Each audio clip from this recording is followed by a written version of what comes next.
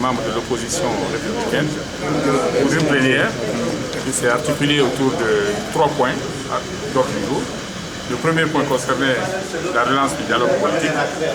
Le deuxième, le point sur les manifestations en cours et sur la marche du 4 août prochain. Et puis le troisième point, c'est le point des questions diverses. Pour ce qui concerne la relance du dialogue, la délégation de l'opposition qui avait été mandatée pour aller rencontrer le ministre de l'administration et du territoire le vendredi dernier, a fait le compte-rendu à la plénière de cette rencontre qui était destinée à préparer la relance du dialogue politique. Et nous avons effectivement rencontré le ministre de l'administration du territoire et nous avons eu une séance de travail avec lui et ses collaborateurs et nous avons réitéré notre volonté de toujours dénouer les crises par le dialogue. Nous avons dit donc que nous sommes toujours résolument inscrits dans une dynamique de dialogue pour la résolution des crises et des conflits dans notre pays. Mais nous avons dit que cette fois-ci encore, nous ne voulons pas d'un dialogue pour un dialogue. Nous ne voulons pas d'un accord politique qui va être un accord politique de plus, qui va s'ajouter aux 4 accords politiques déjà existants, qui ont été soit signés, soit contestés à la dernière minute par le gouvernement. Nous voulons cette fois-ci un dialogue sérieux qui va aboutir à des accords qui seront effectivement appliqués. Pour ça, il est nécessaire qu'on se mette d'accord sur certaines questions. La première question, c'est l'engagement personnel du président de la République. En sa qualité de clé de voûte des institutions et de garant de la Constitution, nous voulons qu'il s'engage lui-même à ce que les conclusions du dialogue éventuel qui pourrait se tenir soient effectivement appliquées et par son gouvernement et par les autres institutions concernées. Deuxième des choses, nous avons dit qu'il faut qu'on se mette d'accord sur le cadre de dialogue. Qui va être en face de qui? L'opposition a des problèmes à résoudre. La solution de ces problèmes, c'est au niveau du gouvernement. Donc nous avons dit que nous voulons d'un cadre de dialogue composé comme suit. L'opposition, d'une part. D'autre part, le gouvernement et sa mouvance politique, c'est-à-dire le RPG, Arc-en-Ciel et ses alliés, avec la participation évidemment de la société civile éventuellement et de la communauté internationale. Nous avons parlé du présidium. Nous avons dit que le présidium qui était assuré jusqu'à présent par M. Cheikh Sako ne nous convenait plus. Nous l'avons donc récusé à la circonstance. Nous estimons qu'il peut difficilement être jugé parti dans un dialogue entre l'opposition et le gouvernement. Il lui sera de plus en plus difficile de tenir du juste milieu entre les deux et d'être donc un président de dialogue impartial et neutre et surtout un président de dialogue qui est capable d'amener les deux parties à appliquer les conclusions de l'accord. Il est difficile d'aller s'imposer au président de la République auquel le lie les relations hiérarchiques. Donc nous avons dit donc dans ces conditions, nous allons essayer de nous mettre d'accord autant que possible sur un président de séance qui va être assisté de 2 médiateurs, un choisi par le gouvernement et sa mouvance politique et un choisi par l'opposition.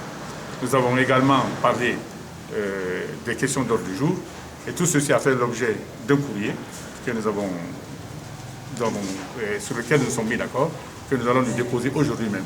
Ce courrier donc va formaliser la position de l'opposition, qui est encore une fois de plus toujours ouverte au dialogue, mais pas n'importe quel dialogue. Nous avons eu déjà des expériences malheureuses de dialogue antérieurs. Nous voulons que cette fois-ci, s'il y a dialogue, que ce soit un vrai dialogue, qu'on aboutisse à des solutions pérennes, applicables, qui nous permettent de sortir définitivement de la crise, plutôt que de franchir juste une étape et de nous retrouver encore à la case départ dans quelques mois. Donc ensuite, nous avons parlé de nos manifestations. Nous avons donc confirmé toujours la date du 4 août comme jour de la manifestation de notre marche pacifique à Conakry. Et nous avons fait le point de l'état de préparation et nous avons donc envisagé toutes les dispositions nécessaires pour que cette marche se déroule de façon pacifique et pour que le maximum de Guinéens y participent dans la mesure où le motif de cette marche-là interpelle tous les citoyens guinéens au-delà de leur obédience politique, de leur ethnie, de leur génération.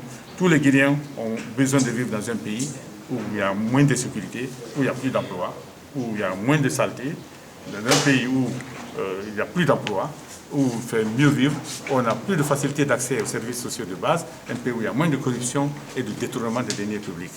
Donc nous continuons à lancer l'appel et nous allons passer par les meetings que nous avons déjà commencés, que nous allons continuer, des meetings dans des meetings de proximité, au niveau pour encore davantage expliquer d'une part le caractère pacifique de notre manifestation et demander à tous les manifestants vraiment de rester dans cette dynamique pacifique Et deuxièmement, expliquer le pourquoi de cette manifestation. Il ne s'agit pas de manifester pour la CENI ou pour le fichier électoral cette fois-ci. Il s'agit de manifester pour l'amélioration des conditions de vie des Guinéens, pour diminuer la cherté de la vie et pour faire en sorte que la gouvernance de ce pays s'améliore un temps soit peu. Et nous avons enfin parlé de questions diverses qui concernaient le fonctionnement de l'opposition républicaine. Et voilà, c'est le compte rendu que je peux vous faire. Merci.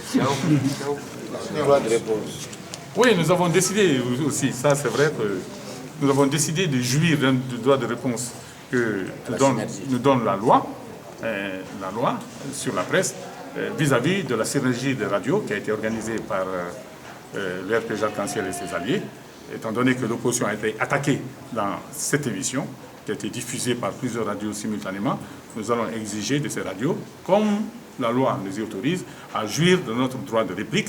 Et nous allons évidemment demander à la haute autorité de la communication d'y veiller, puisque c'est elle qui est chargée de la régulation des médias, qu'ils soient publics ou privés. Donc nous attendons, nous espérons dans les jours à venir pouvoir organiser donc cette synergie pour pouvoir répliquer, réagir par rapport aux accusations gratuites du RPG Arc-en-Ciel et de ses partis alliés regroupés au sein de la COPAM. J'entendais aujourd'hui que la COPAM, c'était tantôt la coordination des partis alliés de la mouvance, tantôt la coordination des partis alimentaires de la mouvance présidentielle. Merci beaucoup.